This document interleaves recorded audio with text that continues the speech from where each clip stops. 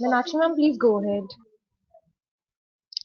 Okay, well, good afternoon, and thank you so much for joining us here. My name is Meenakshi, and on behalf of ASSOCHAM, I'm absolutely delighted to extend a very warm welcome to all of you to the next session of this web series on wellness, health, and nutrition. One of the reasons why we've dedicated a complete series to this is, as we were just discussing before we went live, uh, is that the subject cannot be stressed enough. The subject cannot be highlighted enough, especially with the focus on it all over again. With the advent of COVID and the way we've seen this whole conversation around immunity and the role that our diet and our nutrition plays in it pick up. And I personally feel, and I would like to hear the opinion of the experts that this is a subject which somehow got left behind. Somehow we didn't talk enough about this, and we need to do that more. We need to inculcate this in our behavior to be future ready. So one of the things that we have been doing in our earlier sessions is that we've been compiling the learnings that we've gathered from subject experts, from thought leaders, the kind of which we have today as well, and we will meet them in a short while. And we have fed those learnings back to the regulators and decision makers so that they are not just conversations, but they actually get uh, fed into the implementing network.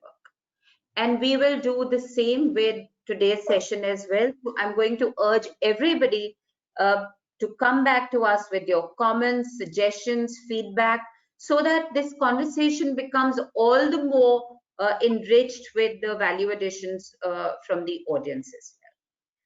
Today as well, we have an absolutely sterling panel. We have people from all walks of life. We have dietitians, corporate heads, we have role models and thought leaders from the world of art and cinema.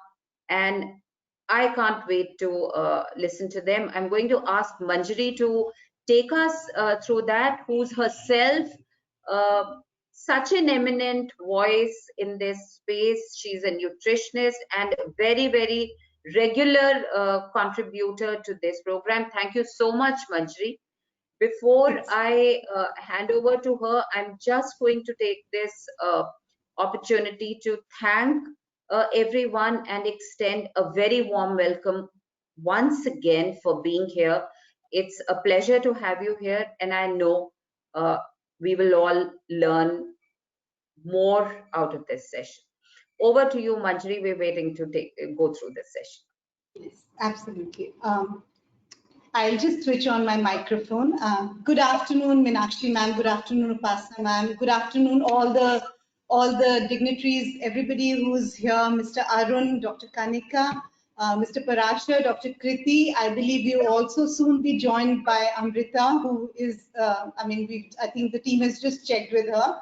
It's a very, very good and eminent panel today. It's my Thank you so much, Meenakshi ma'am, for putting in the little word there, but it's my pleasure to be associated for ASSOCHAM for some time now, and I know that the type of team and the type of hard work that goes to make anything like this possible and come around really on ground. Having said that, the concept that we were trying to build for this set of webinars, or the web series as we call it, is essentially to keep focusing and keep coming around health and wellness, which is an extremely important topic. The more we discuss, the more there is to discuss. But we try to keep each session focused on a certain particular category or certain particular sub-basket of the same theme, and try to bring in experts who fit into that basket. Today, of course, we'll be speaking about really how technology can, help us by doing better with our own health, our own wellness. It is also about how we use the digitalized word today, and thanks to the digital word, we are together, we're able to do this even in the wake of such difficult conditions. So we will be focusing today on the digitalized word and how technology can be leveraged for doing wellness and nutrition. We also have somebody called Mr. Parasha with us today who runs a very good platform called Calvary, which is essentially a health monitoring app. He will, of course, be speaking more about it.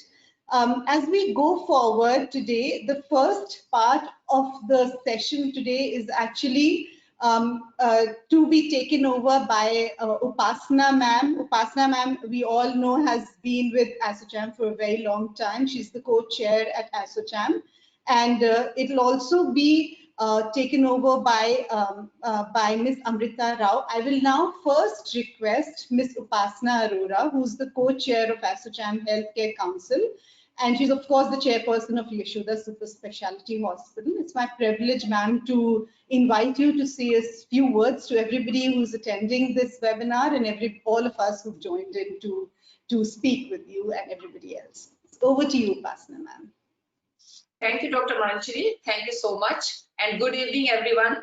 It's a pleasure for me that I am part of this discussion, which is really essential for these days, especially in COVID era, when everybody is sitting at home, or they are all time we are doing some webinar or sitting long on chair.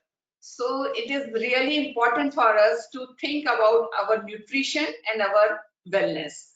So luckily we have all the best panelists. We have chosen from all over India the best person for today's webinar.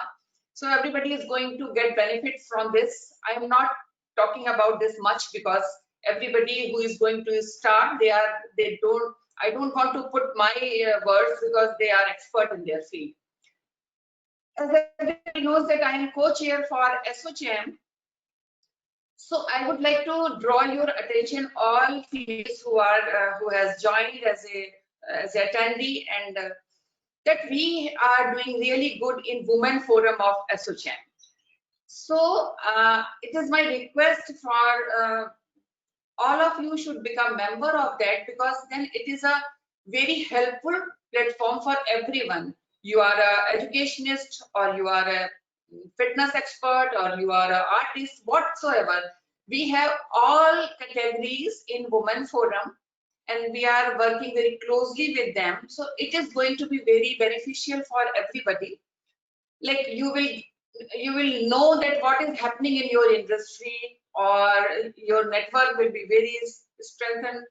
So it's a request. Plus, I hope that today I will listen something about our mental health also, because in this lockdown, everybody is actually suffering from some problems. So all the very best, and I am hopeful that today's session is going to be very, very good. Over to you, Manjari. Thank you very much, Upasana ma'am. Thank you for that introduction. And also, of course, as ma'am was mentioning, that the Women's Forum is doing very good work. So it's an invitation for all the women out there in whatever field they are working or excelling in to come in and join ASSOCHAM in the Women's Forum. I now have the pleasure of introducing Ms. Amrita Rao, a very well-known actress. Ms. Rao has been, of course, has had no godfather really in the film industry. She made it on her own, a very acclaimed actress. I'm sure all of us have seen enough of her movies. Some very specific things that we probably would not know about Ms. Rao is that, you know, one of the things that really enthused me while I was going through her sort of the biodata or whatever you can call it, is that after M.F. Husain's muse, that was Madhuri Dixit, Ms. Rao was also Mr. M.F. Husain's muse for a lot of paintings that he made, and that's quite commendable. Besides, she's won various awards. She's won Best Actress Award for a couple of movies. She's also won the Dada Saab Phalke Academy Best Actress Award for a movie, Vivah. I think one movie that all of us would probably have seen and fallen in love with her while we went through the movie. You know how Suraj Badar movies are; they sort of connect with you really well. She has been doing exemplary work in various this film. Some of them are outlined here. She, of course, she debuted with a movie called Ishq Vishk with Shahid Kapoor, and she went on to do many movies where she did some distinguished work. It is my pleasure to have Ms. Amrita with us today, and I would request her to say a few words to this panel. Welcome to ASSOCHAM, Ms. Amrita Rao, and welcome to this little web series that we are having. Namaste, everyone. And I'm really happy to be with all of you. Thank you, ASSOCHAM, for giving me this opportunity. And I'm not a qualified nutritionist, or health and wellness is not. I'm not professionally trained to speak about this. But for me, whether it's nutrition, health, wellness, I think it all begins with one thing, and that is basic hygiene. So I thought I will talk about basic hygiene today and end my conversation as fast as I can with how I am dealing and keeping myself safe from the COVID virus, as I'm at home and not traveling outside. So I think let me begin by saying that I belong to a community from Karnataka, we're Mangaloreans and we speak Konkani. And by and large, we pride ourselves on being very hygienic, So whether it's my grandmother, my father, grandparents on either sides, we've always, our basic focus has been on being hygienic about small things that we perhaps, we grew up thinking that, okay, everybody functions like that. But when we grew up, some things outside that people do very commonly, perhaps also insensitively, were a few shockers. So I thought I'll share, since we have so many people joining us this afternoon, I thought let's just throw a few instances and see if you can relate to what I'm saying. Like I remember when I was in school, my dad used to come home and, there was this lane just a few minutes away from my home, and we invariably had to travel. We had to pass by that lane. So he used to always tell me that, there was this huge heap of open garbage on one side of the road. And of course, there was a dustbin, but there was garbage all, all over and outside the dustbin. And he would always say that here I turn off the ventilation in my car only so that the stench of the garbage doesn't come in the car. And there I see, like two men just hi-helloing and just catching up on a conversation with each other right next to the dustbin. So he used to always be like, why in India, by and large as a society, we are so insensitive to these things? Well, of course, this was when I was in school, but I think a lot has still not changed.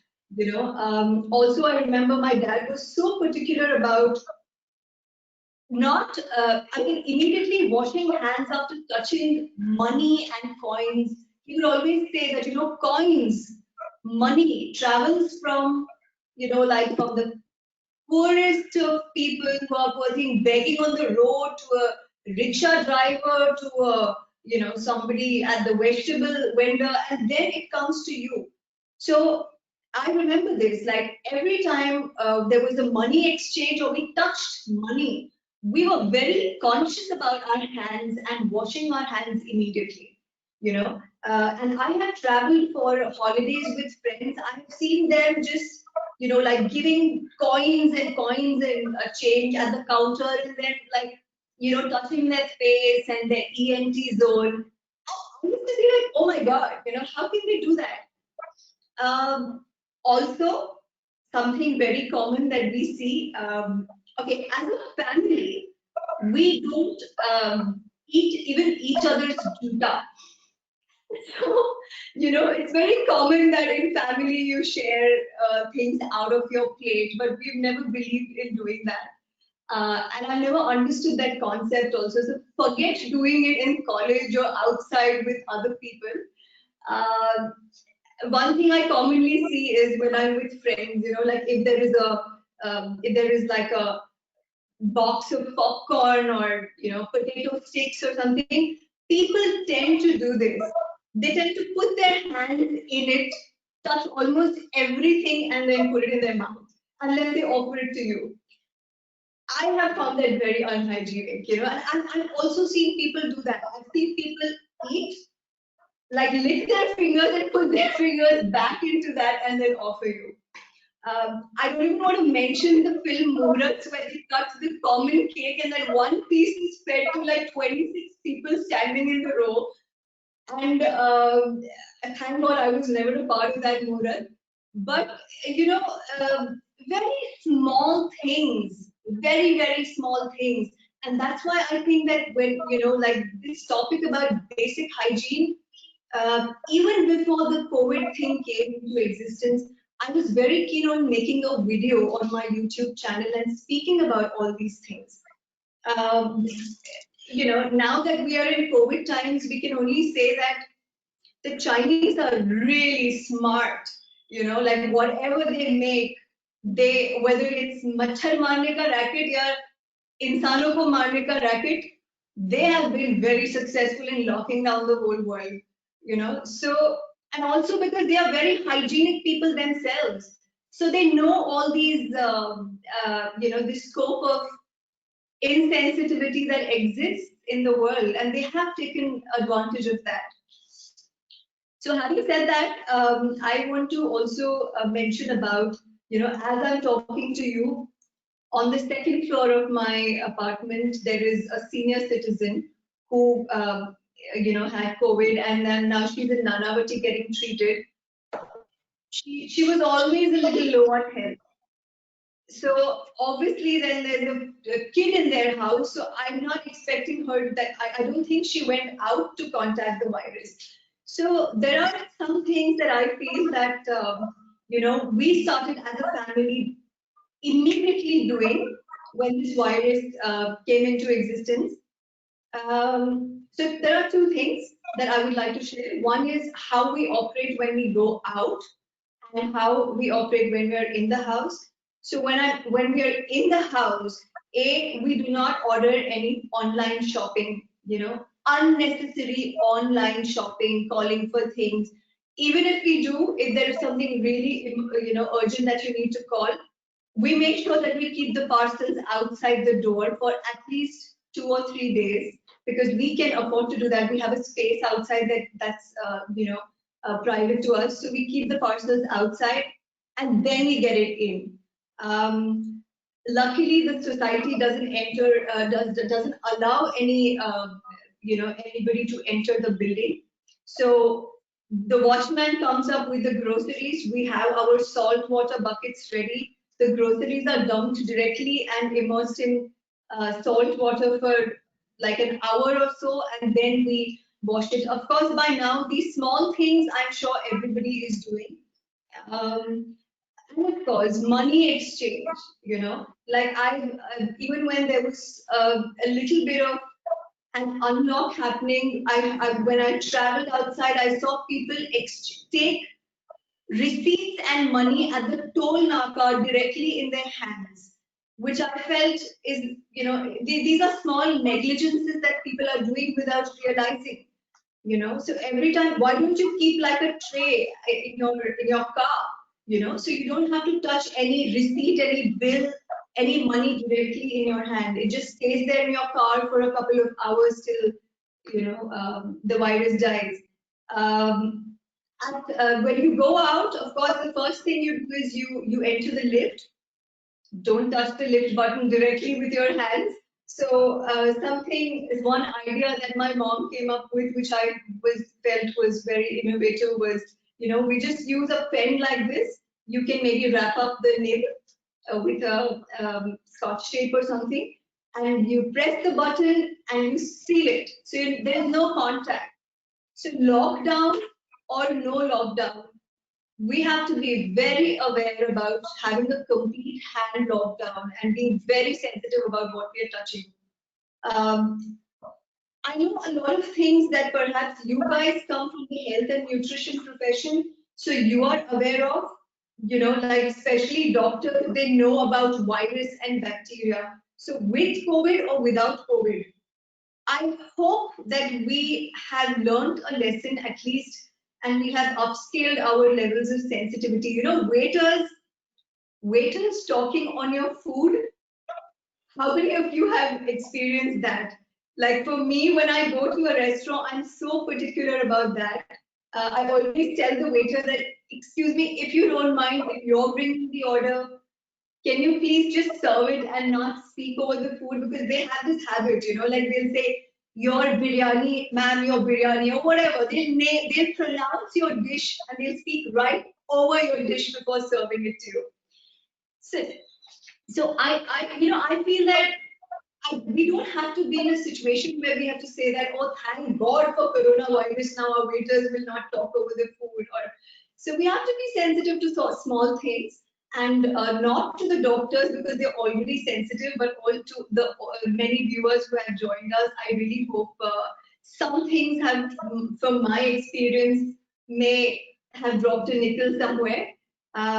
Yes, that's all I have to say. And yes, I would like to end by saying, let's save water, each one of us, because mask पहनो और हाथ धोते रहो, mask पहनो और हाथ धोते रहो. कब हाथ धोना है, कब सैनिटाइज करना है, ये कोई डेमोन्स्ट्रेट नहीं कर रहा है. No wonder the maids are bringing the virus, to everyone's home who are sending maids out.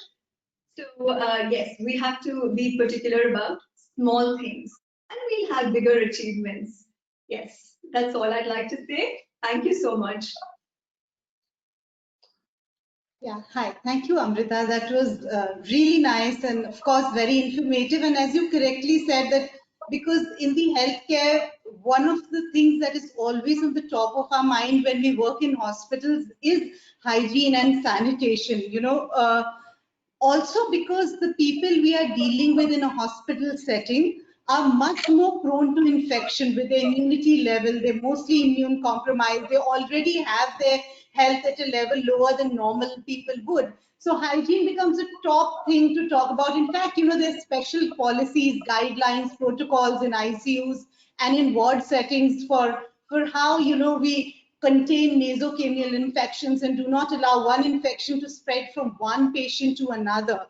But when you're talking about our own environments and our home, it is very, very important that these things become now the talk of the town. And I know that very unfortunate that Corona brought it in the limelight, or COVID brought it in the limelight. But yes, it has become a conversation, even in smaller children, even in people who would not look at hygiene this way. No, like you said, people maybe our helpers who are working for us at our homes and our offices, they are also getting into the concept of hygiene, hand washing, keeping things away, not touching everything as an if not required. So thank you so much for that. And I'm hoping that you'll also continue with us for as long as you can while we go ahead with the session.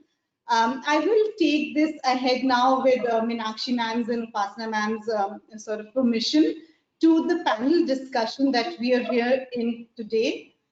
Essentially, the panel today comprises of, I'm sort of trying to put the panel together, but the panel comprises of Mr. Ravinder Parashar. Mr. Ravinder Parashar, if you could have the slide on the screens about Mr. Parashar, please. So Mr. Ravinder Parashar is, of course, I comes from the field of technology. He's always been working in telecommunications, in data, in I don't know what vast domain expert is, but I'm sure it's got something to do with technology. He's always been into product development, into strategy, innovation. Essentially, he comes from a space of technology. And when I spoke to him, even before we got in together, I've known him before also, he spoke about his vision of how he wanted to integrate technology and build up a platform that would allow people to, monitor their own health and wellness conditions. And he essentially, he and I think few more people who partnered with him came up with something called the Calvary Wellness. as far as I know, Calvary is now completely available and online for all forms of platform users. You can probably put it on your phone or your laptop and you can start accessing it. We'll of course look at him to explain how it functions. So that is Mr. Ravinder. Welcome to the panel today and welcome to this ASSOCHAM web series, Mr. Ravinder Parashar. The next person that we have is Dr. Kanika Sharma Sood. Thank you, Dr. Kanika, for joining. I have met Dr. Kanika before, though very briefly, she might not remember. I'd come with a friend who was undergoing radiotherapy to see you at some point of time. And when I actually shared this little screen of today, the webinar with a few people, the friend included, she's joined in because she was very keen to listen to you, Dr. Kanika. Kanika, of course, has experience in various hospitals, and she has received the Medical Excellence Award from the Indian Medical Association, the East Delhi wing. She's also got the Women Empowerment Award, the Young Achiever Award, and many more. The India's Rising Star Award in 2019, the Iconic Personality Award for Doctors category. She has a lot of publications, journals, peer-reviewed journal reviews, and international and national.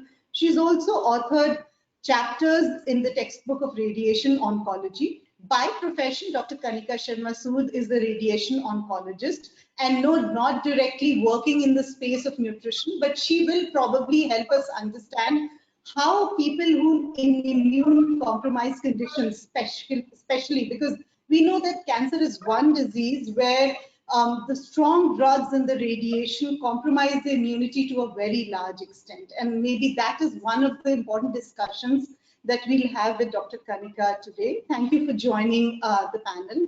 We also have with us Mr. Arun Mishra. I'm sorry, we also have with us Mr. Arun Mishra. Mr. Arun Mishra is a regulatory expert. Essentially, he has a diverse regulatory experience over many years, over 20s of years, and has worked in various markets and countries. He was, of course, the Executive Vice President for Regulatory Affairs at GSK Consumer Healthcare.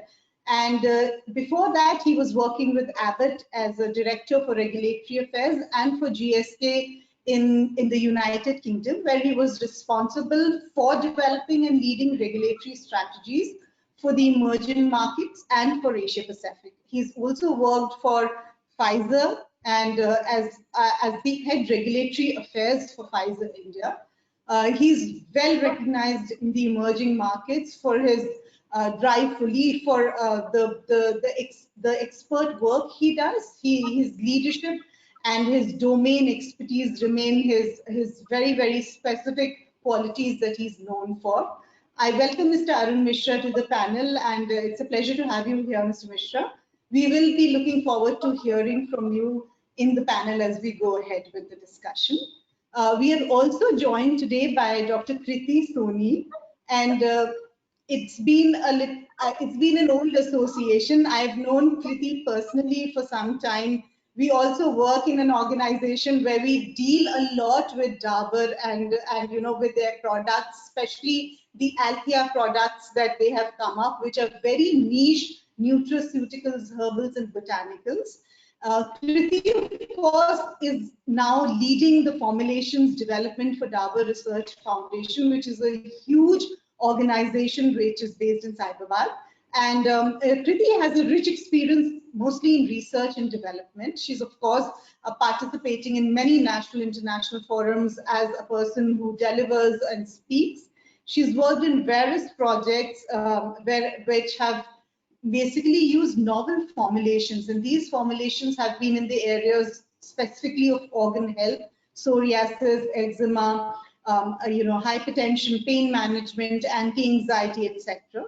She has been awarded the gold medal for achievement in her master's in pharma, and she was bestowed the Inspired EST Fellowship. She has received various awards for poster exhibitions and for her participation in various conferences and exhibitions internationally, even in a very large one that was held in Dubai recently. I welcome Kriti to the panel, and we will have you talk about how we can use the power of nutraceuticals to propel the agenda of health and wellness and nutrition as we talk through the panel today. Okay, so I welcome all the panelists, and we'll start with our panel discussion now. I will start with posing a few questions to the people who have joined in, and then of course we will open the panel for question and answers from everybody that's joined and all the attendees of the web session. Let me pose the first question to Mr. Parashar. Mr. Parashar, we know that I work in the space of nutrition. My job for 20s of years has been essentially, trying to push the agenda of nutrition. What has happened is in clinical settings, it is still looked up as an adjoint sort of a therapy. It's looked up as a therapy which is more supportive and not really therapeutic in its space. So that there is still a little belief that nutrition can play some part in prevention, but in treatment, there is still not enough that is assigned to nutrition. But we know that is not the truth. We know that nutrition has a major role both in preventive and in treatment and therapy modalities of all forms of cardiometabolic diseases. So having said that, how do you think technology can play a vital role in tracking nutrition and what people are doing with their nutritional requirements, and also how we can recommend the right type of nutrition and maybe meals and planning the diets and other things for our people? So could you please help us with understanding how technology can be leveraged there?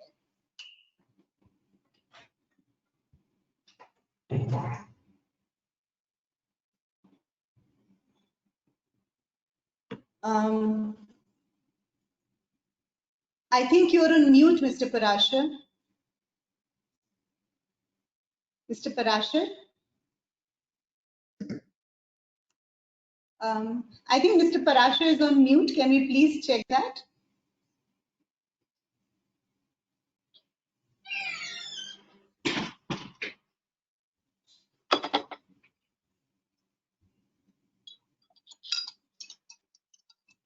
Are you able to hear me? Yes, now we can. Now we can, Mr. Parashar. Now we can hear. Okay.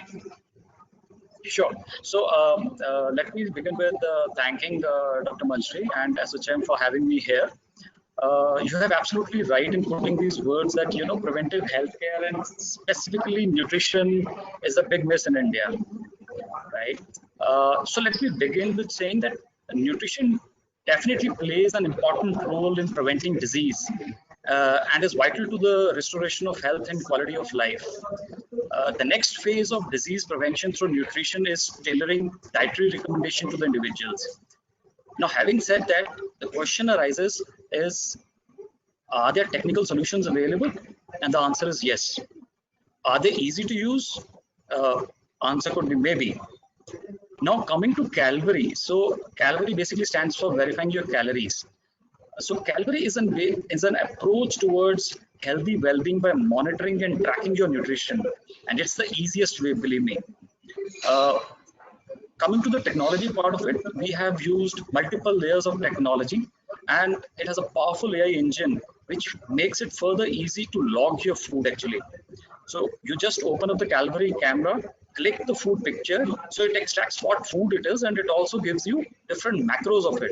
So all in all, the whole effort is to make the technology accessible and ease of use for the normal common man.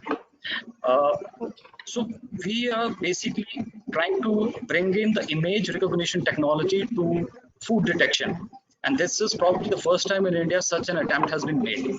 So while we were, in a corporate jobs, we come across a lot of healthcare service providers, digital healthcare service providers. And when we looked at nutrition, like I said, it was a big miss when it comes to the overall healthcare and digital healthcare ecosystem. So we started thinking that why not to do something in the nutrition space using the technology. And when it comes to nutrition, 80% is the general well-being, depends upon the nutrition part of it, and only 20 to 30% is actually on the burn part. But unfortunately, in India, there's a myth that if you focus majorly on the activity or the burn part of it, you can stay healthy. So nutrition is still a area where people there's still a lot of effort needs to be done to focus on this bit. So whole effort for Calvary is to make people aware that yes, if they start focusing on the nutrition part, probably it's much more easier to live a healthy life. So along with Calvary, we basically started focusing on there's a big fraternity, healthcare service providers, right? So healthcare service providers also, we found that there's a big gap that these healthcare service providers could not track their clients' nutrition as well.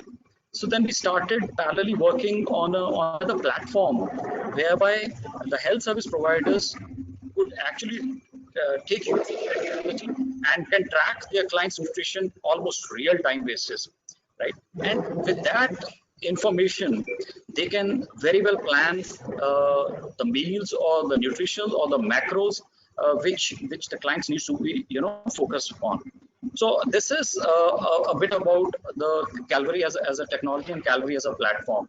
So yeah, so technology is just started playing its part when it comes to the nutrition space. Okay, okay. Thank you for answering that. But besides individuals using technology to help themselves, are you also looking at a model, or is there a model possible wherein healthcare professionals can also be assisted? Because what happens is sometimes the delivery platform of health, which comes from the provider, also requires assistance in terms of technology. So do you also look at that aspect of healthcare or nutrition specifically, please? Yeah. So, like I said, that we actually looked into this aspect when I was, working on Calvary as an application. So I was in touch with a lot of healthcare professionals. In fact, I approached you also to understand that what are the lacunas and the pain points of the fraternity who are working in this space. And post, looking into all the aspects of the healthcare professionals as a fraternity, we found out that yes, there was a big gap in terms of real-time nutrition tracking of their clients. So currently, what is happening is that most of the times it is a very manual process, or people are using technology just as a means of communication by doing meal planning and then sending it over WhatsApp or attaching it over emails. And after that, there is no way you are actually engaged with your customer. You absolutely have no clue whether the customer is following the diet till that time somebody from your office is calling these customers. So having said that, we started focusing on building a parallel platform so that the healthcare professionals they have this tool to actually track their clients' nutrition almost on the real-time basis. Along with that, this platform also does a lot of admin, features which are there to make the whole meal recommendation and meal planning much more easier.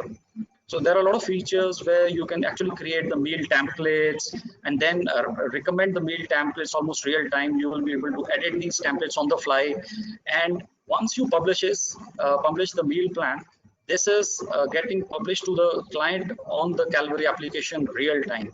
And they just have to start logging food, and you'll be able to see what they're consuming. You get insights into their food patterns, their macros, and basis that you'll be able to advise them in a much better way. Okay. Okay. Yeah, thank you. Yeah, that's very helpful, Mr. Parashar. Thank you for answering that question. We will, of course, come back to you with more questions, and there'll be people asking questions while we open up the question answer session or the question answer bit of it.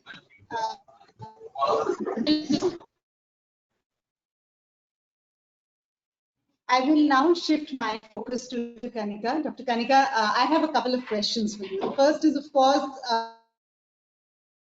question I want you to answer in detail. Before we go to the actual question, there is a small apprehension in people. Can you hear me, Dr. Kanika? Your voice is breaking. Is it just Can you hear me, me? please? Yes, your voice is clear now. Yes. Yeah. So, Dr. Kanika, basically, the first question that I want you to answer in brief is that, with the present pandemic and with the present infection that is around us, and this is, of course, been highlighted in many ways, and it's also a larger infection as compared to a few more that happened before this, which were in the similar category of the same virus, essentially. But in terms of infection and cancer and the chances of people undergoing cancer treatment and the susceptibility to catching secondary infection, if you could throw a little light on that before we go into the next question, please. Sure. I think this is something of my interest by all perspectives. So I'll take this first before we move on to the real digital world topic. So Yeah. surely cancer per se is a defect of immunity. Your body many a times has mutations. There are cells which develop in your body which are cancerous, but your own immune system acts as a checkpoint. It is a surveillance which kills these cells, and these cells actually do not manifest to become a cancer. So first and the foremost, a cancer patient per se is an immunocompromised person. So he has a tendency to gain any infection. For example, if we are 5 people sitting in a restaurant eating out, if we eat food, the cancer patient would be the one who would get a gastroenteritis rather than the others, because his or her ability to fight any infection is lower. Added on to that, when you are undergoing treatment, most of our treatment modalities, be it radiation, be it chemotherapy, further brings down the immunity. So the immunity levels go down, making you more prone to infections and even having more complications from the simplest of the infections. So if you are immunocompromised, the same amount of infection which an immunocompromised versus an immunocompetent gathers, the fighting capacity of the compromised is lower, so the outcome or the morbidity and at times the mortality is likely to be taking a brunt on the immunocompromised. And since you just touched upon COVID, I think I would want to highlight the fact that COVID patients, the cancer patients are more prone to develop COVID, so they need to be extra cautious. And at the same time, if they do get COVID, the chances of getting complications, they multiply. 30 to 40% rise in complication has been observed if a cancer patient gets COVID. So immunity definitely is the call of the hour. I think we all are fighting for it, be it the non-immunocompromised, the doctors. You will not believe what we all are eating. I have never had that much of vitamin E's or C's or zinc and even the Chyawanprash in my lifetime, which I would have had in last 4 months, because we're going into the COVID wards. We also want to build up our body in the way Kriti is smiling, I'm eating yours only. so I love the taste. So you have to fight it out. You have to make your body capable of fighting any disease. It's just the COVID which has made us realize the importance of it. But I think it is teaching us a lot of lessons of life. As Amrita also brought out, we are going back to the fact that hygiene is important. And it is nothing which is new.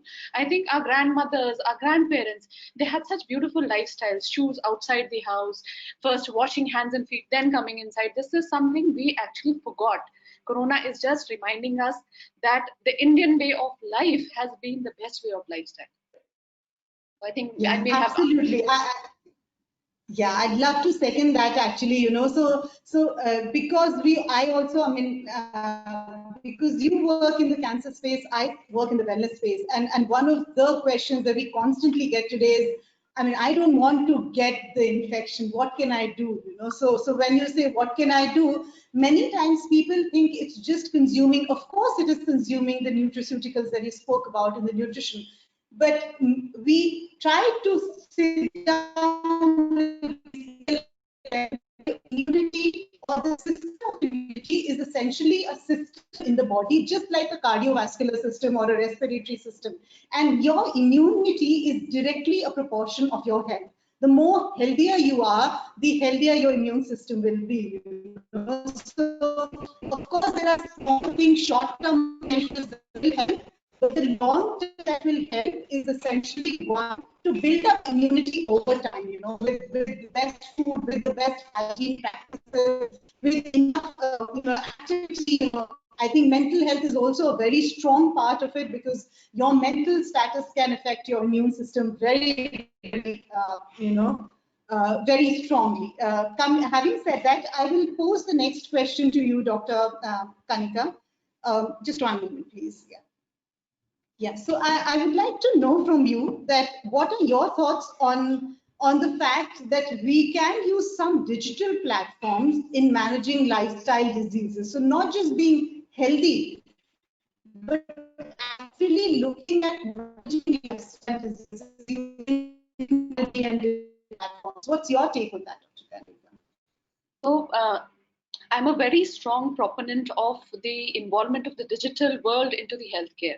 I think being part of the ESOCAM Healthcare Council, we've discussed over meetings and conferences last year how much importance the digital world has in healthcare.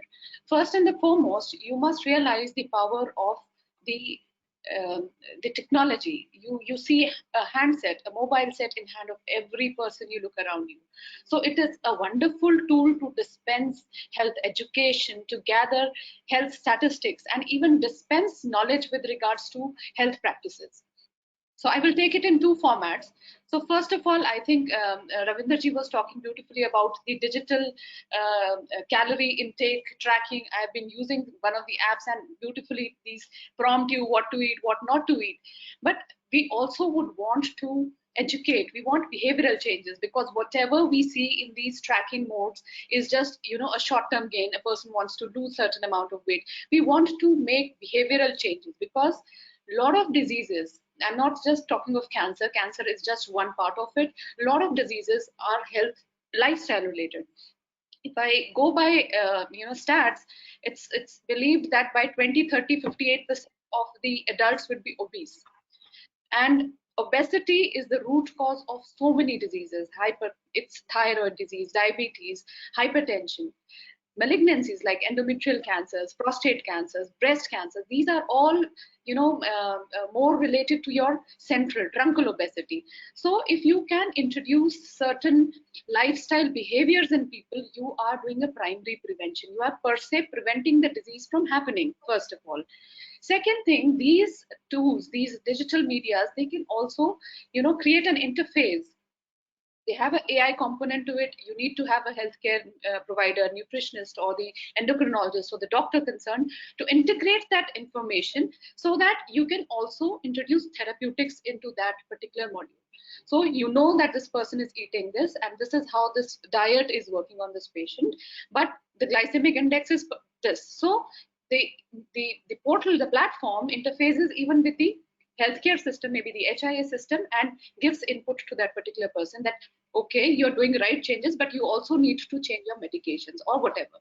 So it has to be just not one tenet. I think the completeness to the platform comes with the AI, the service provider, the primary care involvement of the nutritionist as well as doctor concerned, to reinforce those healthy practices into the person who's using it. And then I would also say that you must have seen this Arogya Setu. Everybody downloaded. People are posting how they're feeling. So similarly, these tools should also, gather information with regards to the person's well-being, because health people perceive just the lack of a disease as health. So what all things are happening, you should also capture that data, so that you can prompt that person that, see, you are having all this, or this is what your performer looks like. You should go in for these tests at this particular time. Reminders, these platforms can set in reminders. You're above 40, you need to go for a mammogram. You're above 50, you need to go for a PSA test. So we should integrate all these into the platforms to make them robust healthcare systems in itself, because Corona has reminded us that technology has such far-fetched reach, which a human doesn't in these scenarios. So I think this is the best time to learn from it, what all we can do with these platforms, and inculcate into these platforms to diversify their reach and improve the healthcare, by reforming the health lifestyles. And I think we'll have secondary gains. You may not get benefits in a year or two, but when you reform lifestyles, people start having healthy behaviors, exercising, eating well as guided, you will see that the incidence of these diseases will definitely fall in the next 5 to 10 years, because it has been labeled as a slow motion disaster. Lifestyle diseases are slow-mo disasters. They are just on the corner. They have slowly tracked to be into the first 10 causes of death, but they're going to be very disastrous in the future. So I think I have made my point.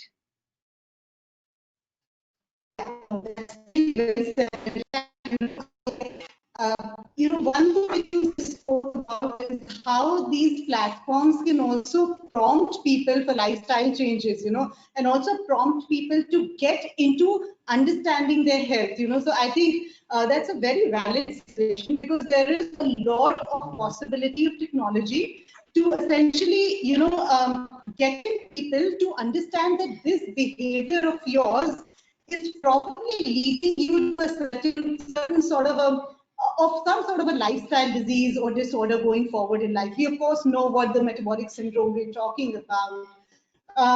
And because we do a lot of workshops with community, and if you pose a question to people and ask them, why is it that more people have cancer today than they had 50 years back? Is it just diagnostics? Is it just the environment, or is it actually us?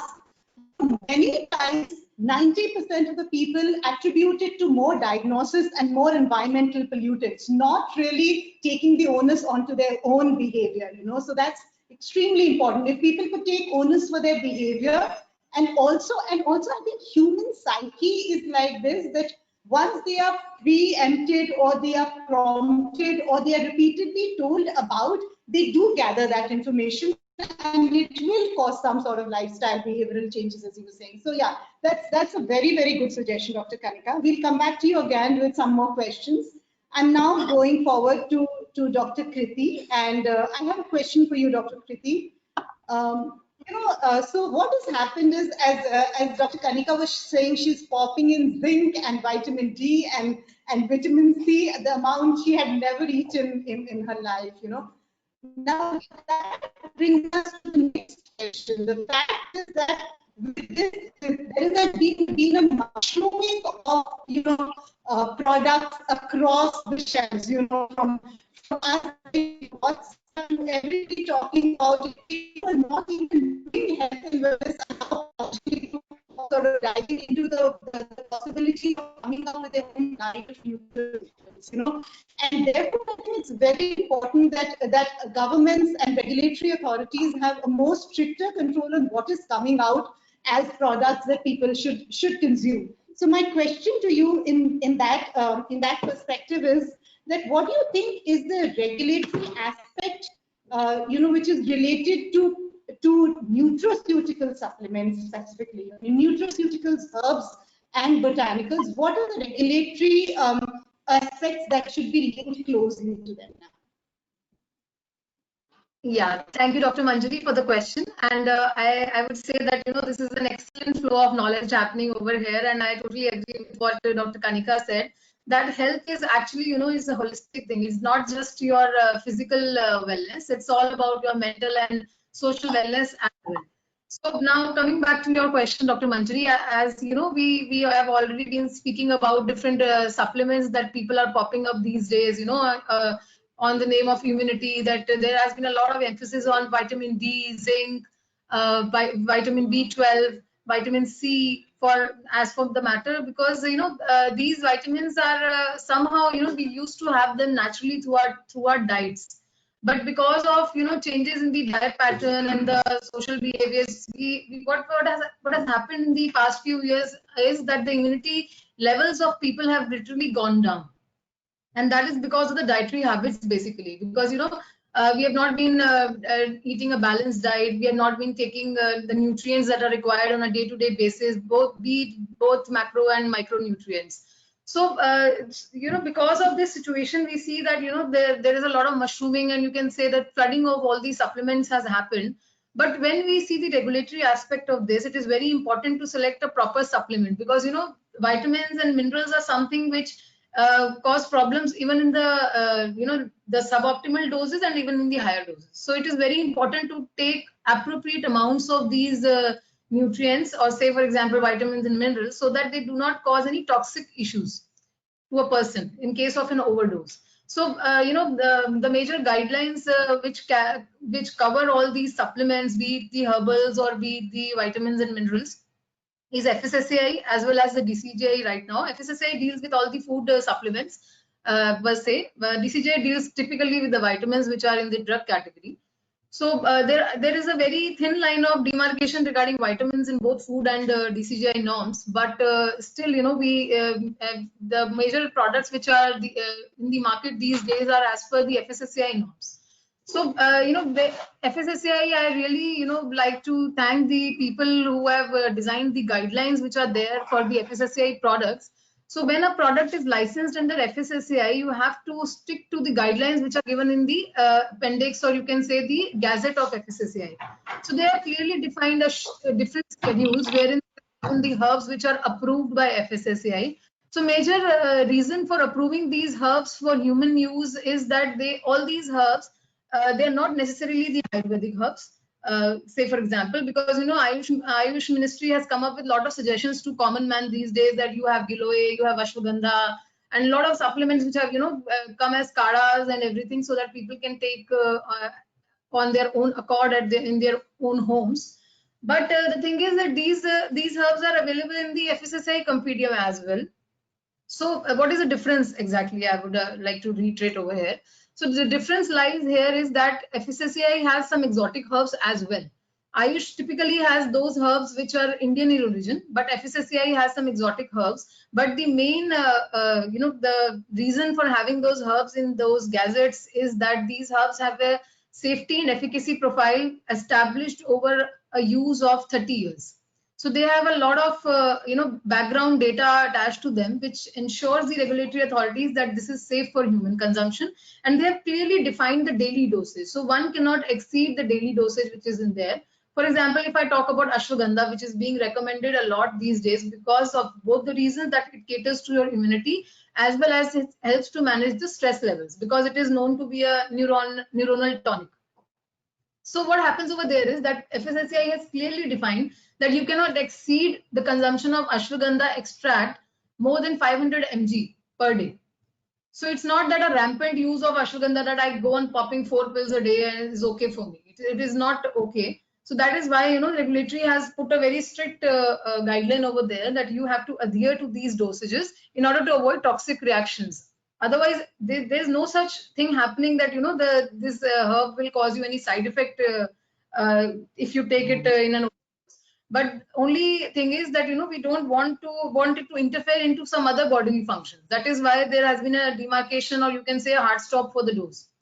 So they have clearly defined the essential markers which should be there in a herb. As for example, ginseng.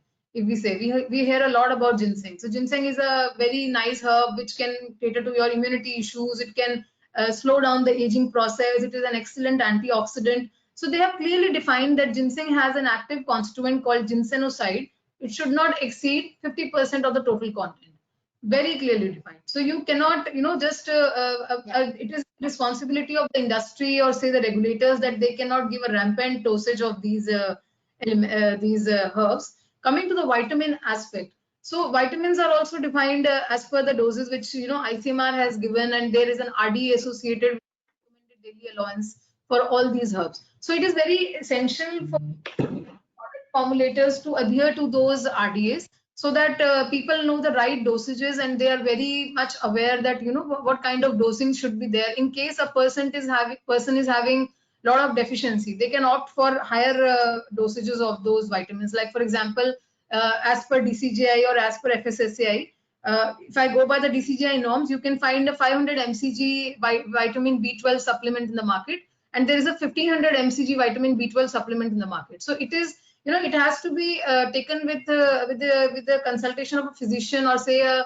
nutritionist, that what kind of dosages are required for a particular person depending on his profiles, on his vitamin testing profiles. So I would just say that, you know, it is very important why these guidelines are there in place, and the products should be designed or should be chosen as per these as per the requirements that that a person has. Coming to the other thing, like, you know, as I was talking about DCGI, so the dosages do vary for the drug license and the food license. The major difference is that, you know, we can take a lot of these elements, you can say vitamins or minerals, through our diet. But what is happening is that because of the lack of these nutrients in our diet, we have to take them externally. But and that is how, you know, nutraceutical supplements have come into play. and they have prospered like anything. Like we see a lot of curcumin supplements in the market these days. So curcumin is like, it's available in every kitchen, but not being utilized properly, not being taken properly. Curcumin is highly hydrophobic. It's not bioavailable in the body, but in the nutraceutical supplement, when you take it with a proper vehicle, for example, it becomes more bioavailable. Or many nutraceuticals are being made these days in such a way that the nutrient becomes more bioavailable in the body, or is more absorbed, so that the benefit which it intends to have is absorbed by that person who's taking it, and therefore the therapeutic benefit is attained. So there are a lot of concerns over here, but yeah, I would say that the regulatory aspect which is there in the the public forte, or I can say the government has made it available to regulators and industries, is very important and needs to be there too. Yeah, I hope that's, yeah. That's very well touched on every part of the regulatory bit. The one thing I just like to sort of mention here is that, as you said, that our food is now depleted. Of course, we've changed our food. I mean, I'm not eating what probably 2 generations back Indians were eating, yes, or in my family was the native or original food. It's now become very, very cosmopolitan. Like all of us, our food has also become very cosmopolitan. It's almost the same across cities and across states. So what happens is that not only is our food nutritionally deprived, the other part of the story that a lot of people are not paying attention to is the fact that there's a lot of malabsorption in the population today, because our exposure to toxicity is very high. There is an incidence of inflammation, leaky gut syndrome. There is a lot of people having acidity, reflux, constipation, GI symptoms, which essentially are indicative of a GI syndrome. So whether you call it by diagnosis or irritable bowel syndrome, or you do not call it a Crohn's disease, the fact is a lot of people have malabsorption syndrome, and because of which what has happened is, even if we do eat well, sometimes not all of it is absorbed by the body, and therefore there is also a requirement to get a loading dose via a simple example, of course, could be vitamin D3. I mean, we live in a tropical country. Why would we ever need to eat D3 orally? But we don't go out enough in the sun. We're always indoors. We're confined to,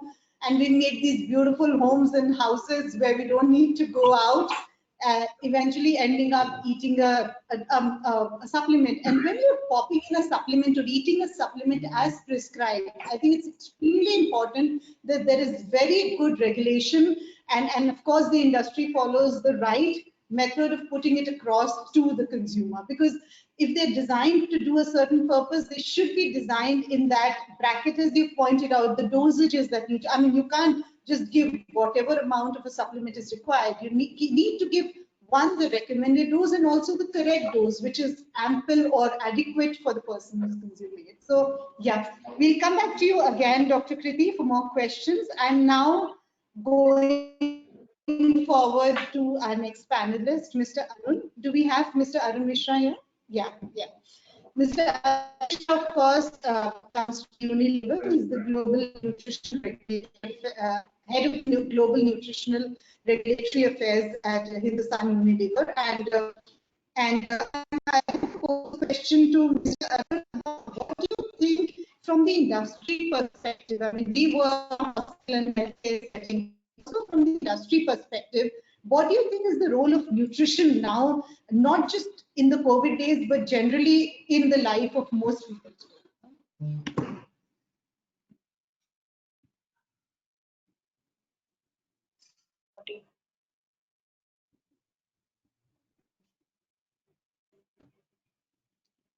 Your audio, please, Mr. Arun.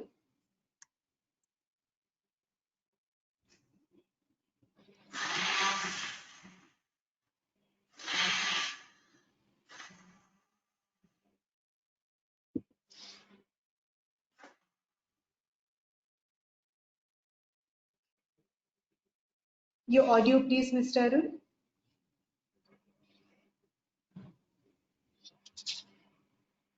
Please unmute Arun. Arun, I think you are.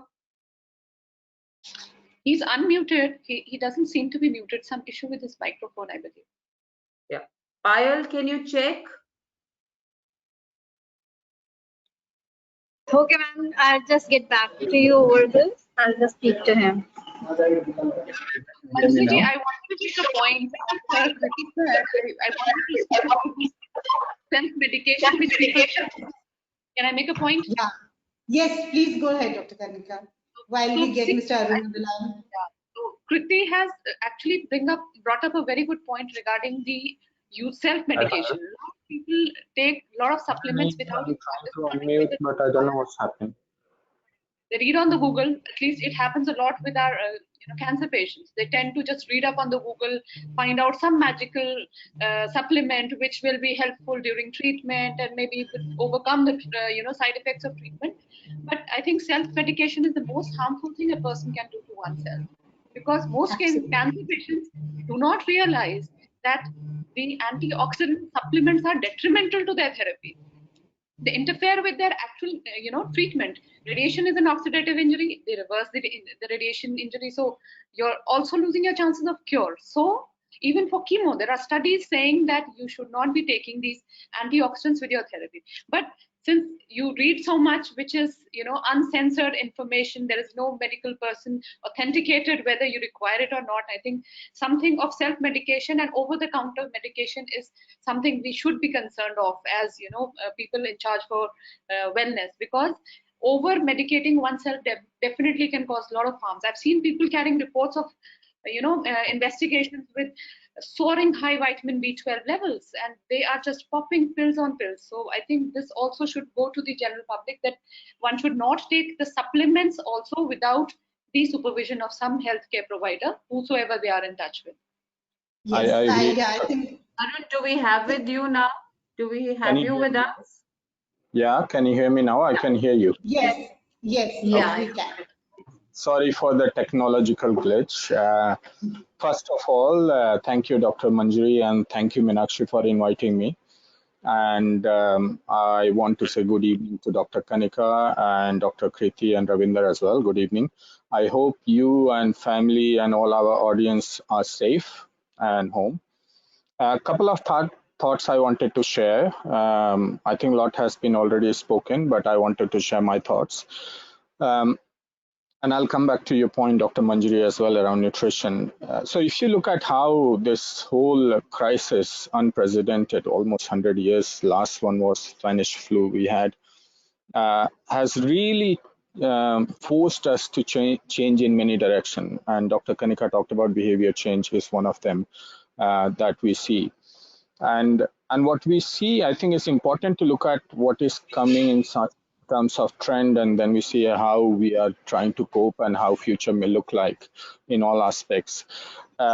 One thing is becoming very clear around the world is that preventive health is becoming at the center stage and taking the center stage. Of course, curative part is sort of accelerating as we look at vaccine development or treatment development. But the curative space is, prophylactic, preventive sort of space is taking the center stage. And within that, if you look at, you're looking at health, you're looking at hygiene, and you're looking at wellness or well-being in general. These are the three sort of areas which are emerging everywhere. And I'll talk about, and I'll try to dissect some of these as well in my later conversation. So that's one. So health, hygiene, and well-being is one emerging area. I think the second emerging because of that is people want to know more. They want to have more information, whether it is on the disease or the treatment, or how do I do this or how do I do that. So surge of information or request for information has really gone up. And there are data points that you could look at, whether Google Trends or so on. For example, if you look at Google Trend, immunity searches has gone 1,200% in last 4 to 5 months in India, which clearly indicates is that people want to know more. And return of that, in response to that, what we see is infodemic. And you get everyone is inundated with information from every angle. You put the telly on, you get news channels, you get the newspaper, your WhatsApp group, your Facebook, anywhere and everywhere. Everyone is inundated with tons of information, whether in terms of how disease is progressing, or what treatments are coming, or what preventive measures are there. So this infodemic part of it, of course, is two sides of the coin of digitization that we look at, or access to information we look at. That is now driving, and more so should drive, is science and data behind. How do we look at data more structurally? And that's what Ravinder was talking, and I was very happy to hear that. And how do we look at science? Again, Dr. Manjari and Dr. Kirti comes back to your earlier question that there are tons of products everywhere and talking about all sorts of things. I mean, the most bizarre one I saw, a shirt advertisement on coronavirus, preventing coronavirus. I mean, so you get that sort of infodemic and that sort of information, and look at people that are confused what to believe and what to not to believe. So therefore, science and data becomes another area which is evolving very quickly. If you look at number of journal articles came out in last 4 months around the virus, around the vitamin minerals, about the treatment or repurposing of medicine, is huge, unprecedented again, that we haven't seen. Now, it's not just that data and science, it's just the assimilation of it and making use of it. I think that's what the next perhaps is coming. And the other part of that is, and we talked about whether it was Arogya Setu or any other medium, is more of crowdsourcing of science and data. Because what you see is that everyone, for example, now have Arogya Setu, or everyone has indicators of data point. How do we collect that together? And how do we make sense of it more from prevention point of view and cure point of view as well? So any effort made in digitization and crowdsourcing of science and data will further help. And that's another trend we are seeing as well in that direction. I think coming back to the last point in that framework, in the trend we are seeing, is the government policies and regulations as well around at the same time. Whether government coming with advisory from Ayush Ministry we saw, or many other institutions, I would say, coming out different advisory of credible sources and balanced sources. That's another one. But the policy shifts are happening as well. I mean, for example, if I look at US FDA or many regulatory authority, the level of involvement in drug development or therapeutic development has changed completely. The drug development model has changed because of the crisis, and it has become more partnership than just one side and another side of table. So lot is changing, and the trigger is crisis perhaps. And therefore it brings back to me on the behavioral changes as well. And I want to talk about particularly on those three first area that we touched upon, is a health. Hygiene I will not touch upon. Of course, our guest talked about hygiene, but I would like to touch upon health and well-being a bit. And health, if I look at, is the nutrition. Nutrition is one of the important factor in maintaining or attaining good health. And within nutrition, if you look at, as Dr. Kirti talked about as well, is the macronutrients and micronutrients. And there is enough data. In fact, the last health survey of India suggested, for example, there is a vast level of micronutrient deficiency in the country across all the ages. I mean, Dr. Kanika, you would know better that anemia that we are still fighting to eradicate in pregnant women and mothers as well. We are supplying free of cost iron tablets, and still we are fighting with anemia in the country. Whether stunting or wasting in kids, there's a huge amount of data available that how kids are stunted and wasted. But the irony of the situation is that we have triple burden. At one hand, we have a population that they struggle to have proper food, And I want to distinguish between food and nutrition. These are two different things to have. So there is a mass level of population, they struggle to have food. Then you have a large segment of population that are deficient or hidden hunger they have. Hidden hunger would mean micronutrient and vitamin mineral deficiency, especially kids around. And then you have a large population which is obese and is growing as well. Alarmingly, if you look at last National Health Survey, what what was alarming for me that under 5 years kids, they are getting more and more obese, and with time they will surpass the malnutrition and hidden hunger population. There is a statistics and data talking about diabetes and blood pressure in kids under 5 years. That's alarming as a population.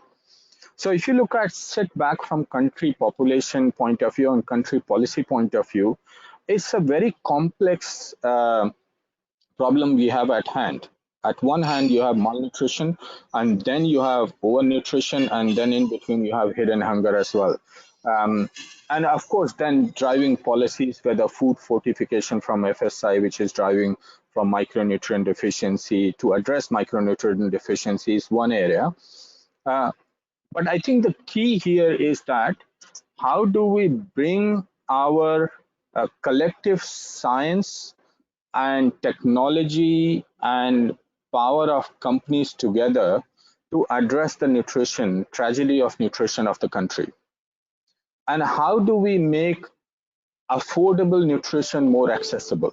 I think that's the question we need to answer, and that's where we require partnership of industry, government, academia all together to come together. And again, this crisis is reiterating the fact that nutrition is an important and at the right in the center of the issue that we are dealing with. Of course, Dr. Kirti and Dr. Kanika talked about vitamin mineral supplements as well. And I briefly touched upon that by and large, the population is deficient in vitamin or minerals, one or another. And that has direct linkage.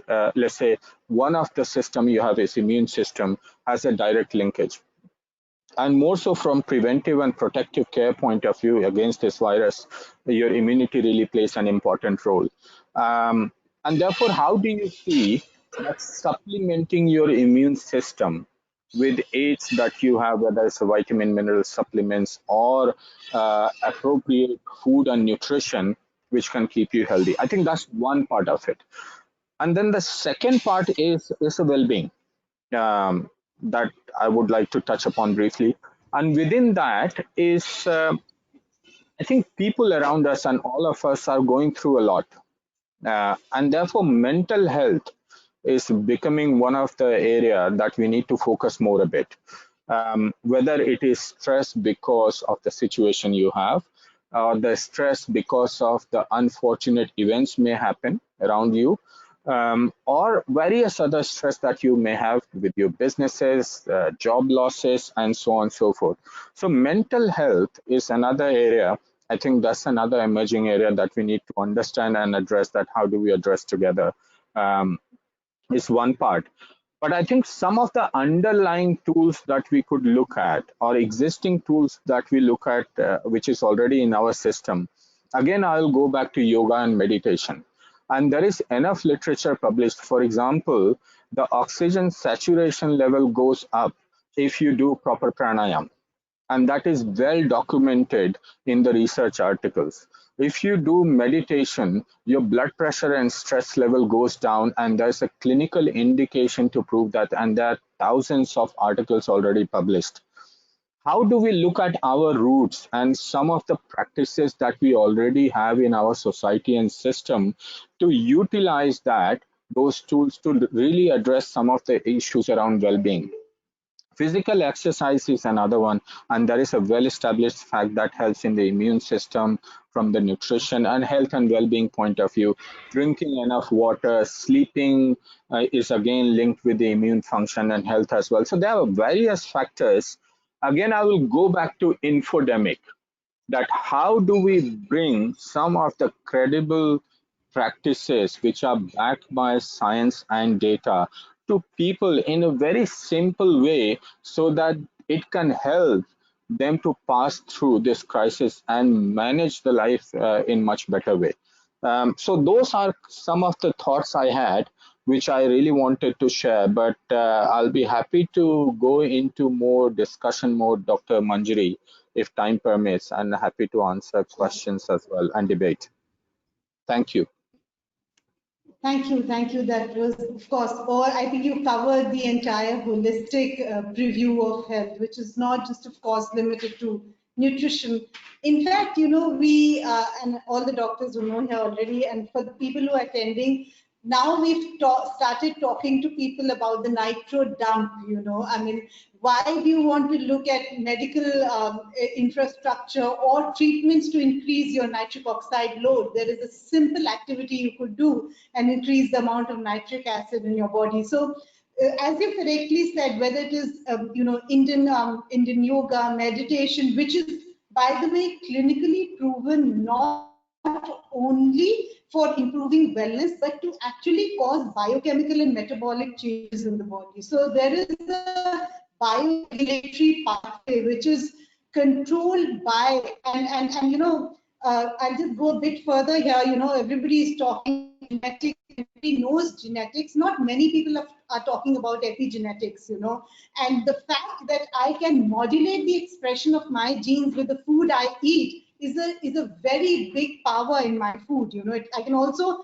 change the expression of the genes basis what sort of an environmental exposure the genes get, you know. So, and of course, all of this is well researched, the telomere length, everything has been very well researched. It's just that somehow this information or this knowledge is still limited to scientific journals and scientific discourse. And it has really not reached people in the right way. And whatever information people are getting access to is many times information which is, as Dr. Kanika said, not very well validated, you know, not really rigorously checked. It's sometimes a very flimsy, uncertified, uncensored sort of information reaching people, confusing them.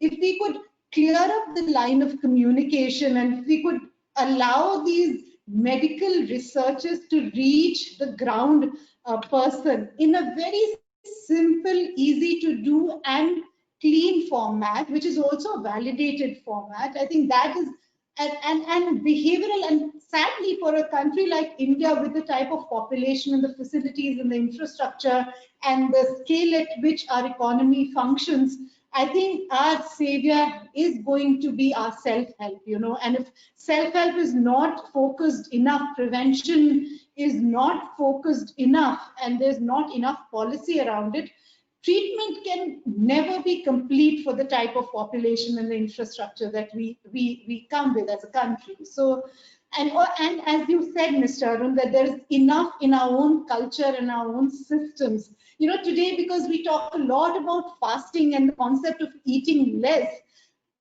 every time I speak to somebody, I'm a big advocate of fasting, you know. So when I speak to somebody about fasting, a patient, I try to bring it back to the fact that Indians never eat the way we're eating now. You know, dinners at 11 in the night and breakfast at 7 in the morning never happened in the Indian cultural setup, you know. So I think there's a huge opportunity for technology, for the right communication, as you said, for the partnership of government, industry, academia, the doctors, everybody coming together. And I'm sure ASSOCHAM will also be able to help us and lead us in doing that.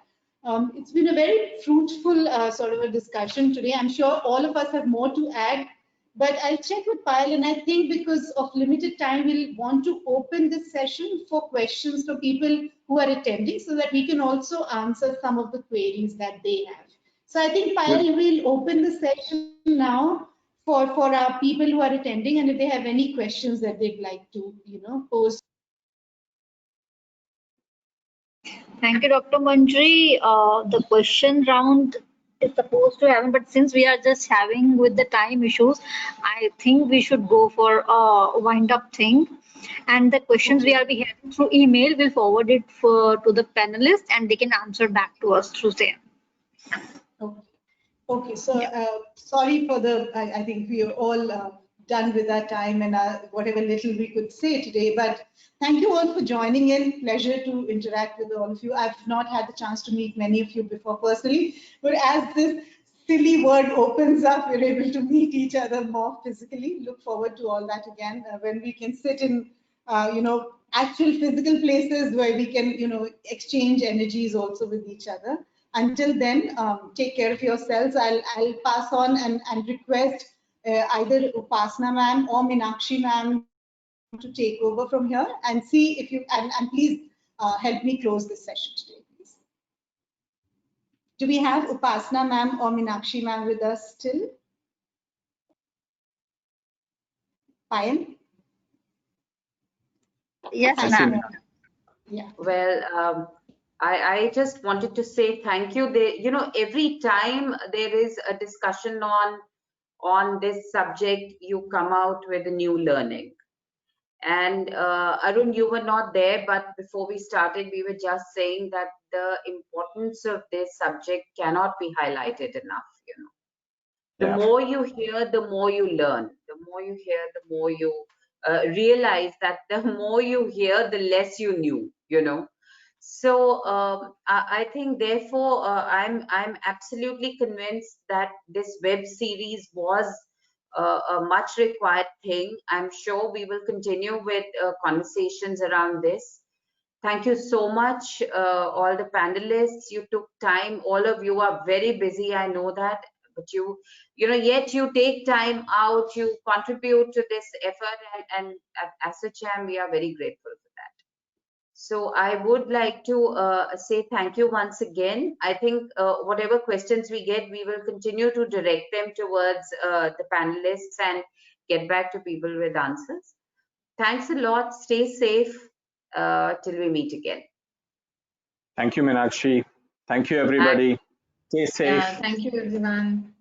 Thank Bye. you. It was interaction. Great interaction. Thank you, all of you. Bye-bye. Thank you. Bye-bye. Bye. Bye. Bye-bye.